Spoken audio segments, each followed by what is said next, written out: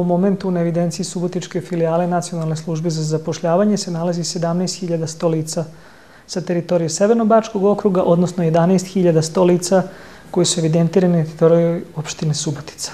Koliko su aktivne mere zapošljavanja uticale na smanjenje broja nezaposlenih, odnosno koliko je građana Subotice u toku ove godine našlo zaposlenje putem raspisanih republičkih i pokrajinskih konkursa?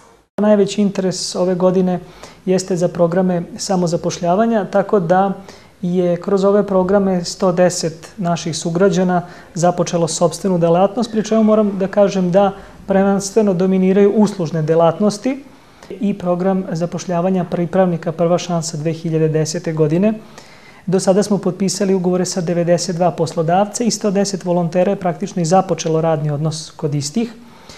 Takođe, bitno je reći da 10 lica je preko Nacionalne službe za zapošljavanje dobilo sredstva, odnosno isplatili smo im jednokratno novčanu naknadu, odnosno oni su takođe započeli sopstveni biznis. I naravno tu su programi novog zapošljavanja. Do sada kroz ove programe uspeli smo naći poslodavce za 14 naših sugrađana. U skorom roku očekujemo i potpisivanje ugovora sa izvođačima javnih radova.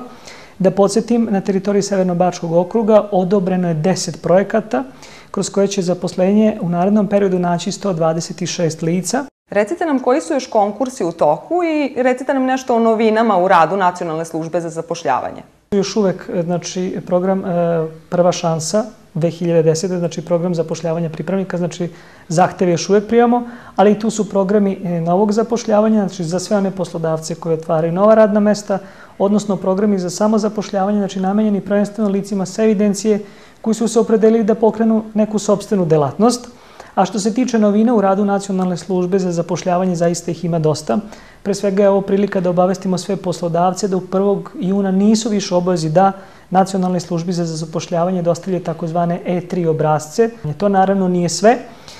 Ukinuli smo jednu administrativnu obavezu za sva nezaposlena lica, takozvano grupno informisanje, odnosno grupni razgovor, i od 1. juna sva lica koje su korisnici usluga Nacionalne službe za zapošljavanje će o svojim pravima i obavezama biti informisana putem pisanog lifleta pod nazivom Vodič za nezaposlene.